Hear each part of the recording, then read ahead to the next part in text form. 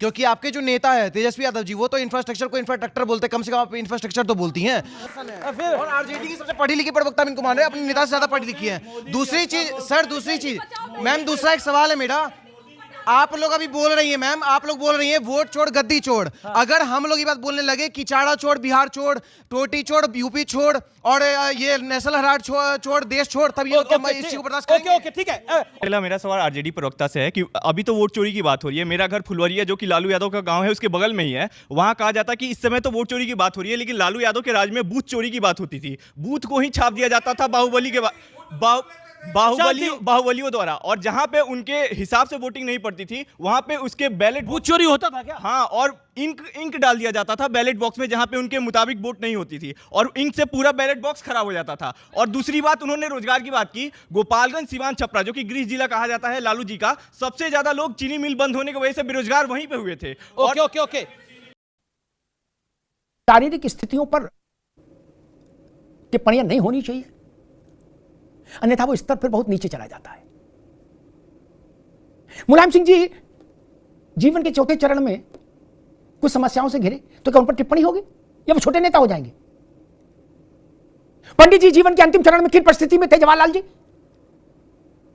किस परिस्थिति में थे? तो वो छोटे नेता मान लिए जाए? तो भाषा हो रही है।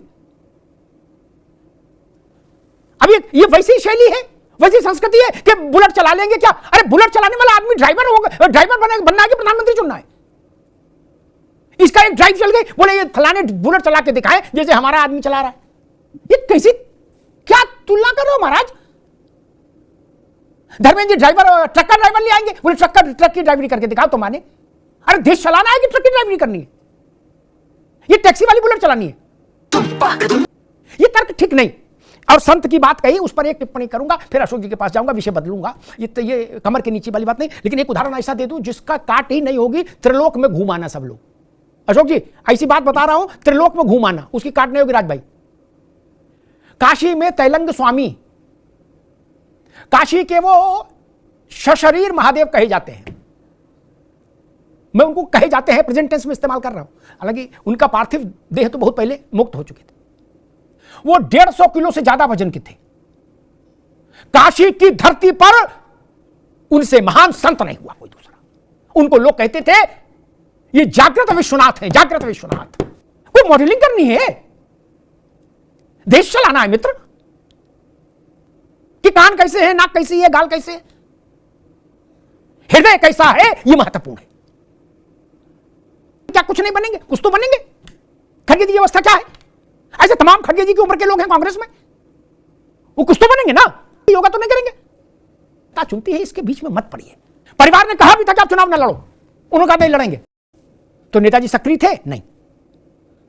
धर्मेंद्र भाई को गवाही के लिए खड़ा कर रहा हूं, सक्रिय नहीं थे वो। परिवार ने कहा भी था कि आप चुनाव ना लड़ो, उन्होंने कहा नहीं लड़ेंगे। जनता को उनसे प्यार था, उनको जिता दिया। गलत तो नहीं करा धर्मेंद्र जी?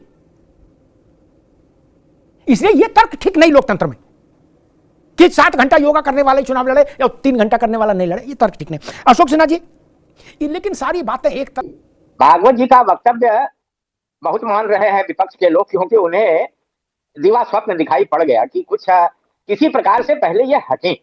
आज सवाल राजनीति में इस बात का है, सारे इंडी गठबंधन के लोग या विपक्ष के लोग ये चाहते हैं कि पहले मोदी को हम जनतांत्रिक तरीके से तो हटा नहीं पा रहे हैं और न हटा पाएंगे, तो हमें लगता है कि कहीं 25-30 साल और न शासन कर जाए भाजपा।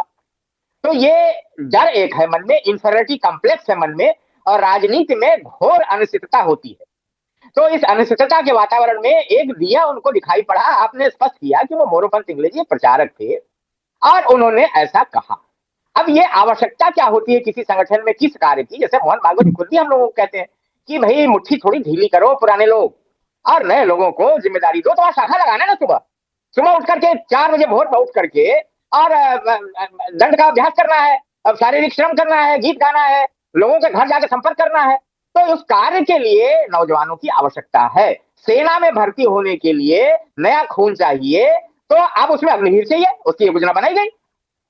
मोदी जी जिस स्थान पर बैठे हैं वह अब तक के जितने भी राजनीतिज्ञ रहे हैं, किसी पद पर रहे, चाहे प्रधानमंत्री रहे हो, चाहे वो रक्षा सचिव रहे हो, रक्षा मंत्री रहे हो, उनसे वो बेहतर कार्य कर रहे हैं, वो एक स्वयंसेवक है, और इससे देश कहीं अवनति की ओर जा रहा हो, कोई भ्रष्टाचार नहीं हो रहा है देश में, ठीक है अशोक भाई, रहा है, आसमान में जा रहे हैं, ग्रहों तक जा रहे हैं, तो जब सारा काम ठीक हो रहा है तो ठीक होने दो।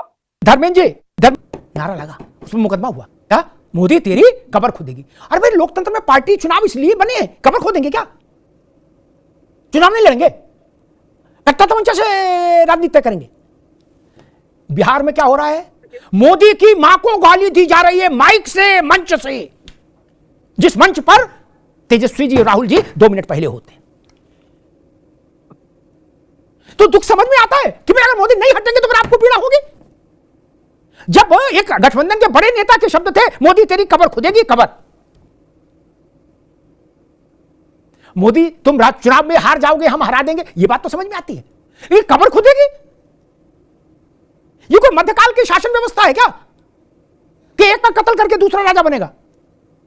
धर्मेंद्र जी, आपके पास जो जानकारी होगी उसका भी स्वागत। मेरे पास जानकारी जो है ये कि जिस व्यक्ति ने ऐसा बोला, माइक पर मोदी की को मां की गाली दी, वो व्यक्ति एआईसीसी का मेंबर है।